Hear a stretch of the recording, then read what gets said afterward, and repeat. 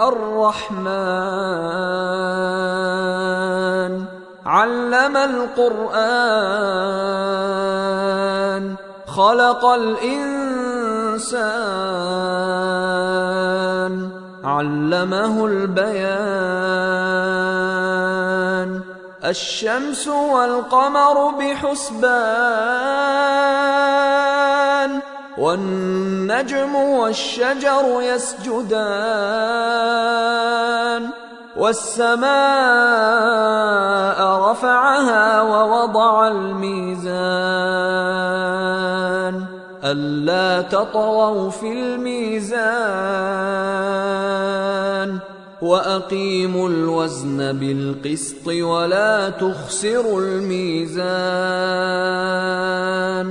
والأرض وضعها للأنام